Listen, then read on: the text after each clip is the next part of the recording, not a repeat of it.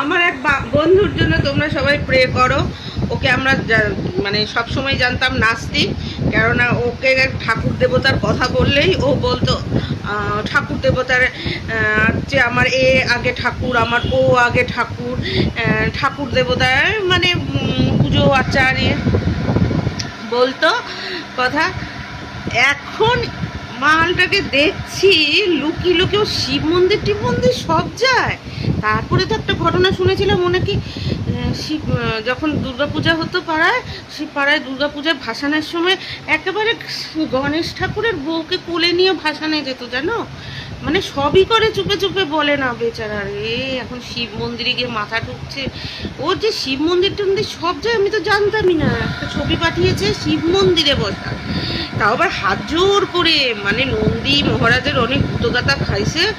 আর ভৃঙ্গি পানা তো ওর আছে, মানে বা ভৃঙ্গিদের টিমে হয়তো এন্ট্রি চাইছে, ভৃঙ্গিদের টিমে। ওখানে তো খাওয়া দাওয়া সবই চলে, হ্যাঁ, গাঁজা ফোজা আর সংসার ধর্মের ওই নেই, কোনো ঝামেলা নেই। ঘরের মধ্যে বউটো রেখে বেশ আরামসে ওইখানে বসে থাকো, খাও দাও, আড্ডা মারো, গেজাও, ল্যাথ খাও আর খাও, আর যত আবল তাবল বন্ধু বান্ধব ভূত প্রেত সব নিয়ে থাকো। জামা কাপড়ের কোনো মানে খরচতি নেই, বউয়ের মারধর খেলেও কোনো ব্যাপার না। তো দেখি শিব ঠাকুরেরই পায়ের তলায়, কেন তুই বিষ্ণুর কাছে বস, সেখানে যায়নি। মানে বিষ্ণু তো নিজেকে কত গুছিয়ে গাছিয়ে রাখে, নিজের বউকেও কত পরিপাটি রাখে, এবং ঘরে ঘরে যাতে থাকতে পারে, মানে ঘরের মধ্যেই যাতে থাকতে পারে, নিশ্চয় বউয়ের মন জুগিয়েও চলে। ও শিব ঠাকুরের ওখানে গিয়ে বসে আছে, ফটো পাঠিয়েছে। তো তোমরা সবাই ওর জন্য প্রে করো। ওর কপালে যেন একটা মাকালের মতো পেয়ে, যেখানে ওর বুকের মধ্যে পা দিয়ে দাঁড়িয়ে পড়তে পারে। হ্যাঁ, সবাইকে মিসগাইড করে যাচ্ছে। ওর পাতে যেন একটা মাকালির মতো মেয়ে পড়ে, ওর বুকে পাড়া দিয়ে দাঁড়িয়ে থাকবে, একেবারে দাঁড়িয়েই থাকবে। মানে এক কথা দু কথায় কথার অমিল হবে, পান থেকে চুন খসবে, একেবারে বুকের মধ্যে পাড়া দিয়ে দাঁড়িয়ে তবে একেবারে মার কাট ওর একেবারে মাটিতেই শুয়ে দিতে হবে একদম।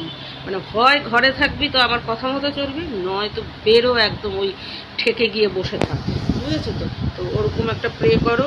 বেচারা এখনও ফাঁকা আছে, মানে ফ্রেশার, পড়াশোনায় ভালো, খুবই ভালো, কিন্তু কিপটা, মানে ওর কাছে মেয়ে দেওয়া আর হাত পা বেঁধে জলে ফেলে দেওয়া একই ব্যাপার আমার মতে। হ্যাঁ, তো তবুও যেহেতু ভালো পড়াশোনাটা অনেকেই চায়, আর ঘর বাড়ি আছে ভালো, বাবা মা আছেন, ভাই বোন আছেন, যে যার নিজের মতো স্টাবলিশড আছে। আর সবচেয়ে বড় কথা, খুব মোটর বাইক চালাতে পারে, আর গাল করে গলা, হাই ভলিউম গলা আছে। এর জন্যই বললাম বুকের ওপর পা দিয়ে দাঁড়ানোর মতো একটা মেয়ে চাই, নাহলে কান ফাটায় গলা, মানে ওর যা গলা, মানে নিজের হয়েও বলতেই থাকবে, তাহলে হবে না।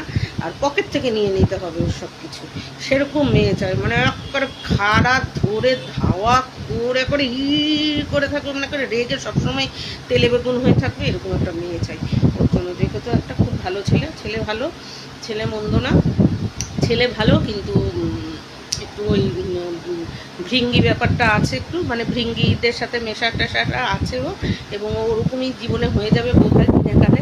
মানে শিব ঠাকুরের ওখানে গিয়ে একা একা লুকিয়ে লুকিয়ে হাত জোর করে বসে থাকে, যে কিনা সব জায়গায় জ্ঞান মেরে বেড়ে ঠাকুর, মা ঠাকুর, বাবা ঠাকুর, এই ঠাকুর সেই ঠাকুর, মা নিজের বেলায় লুকিয়ে লুকিয়ে।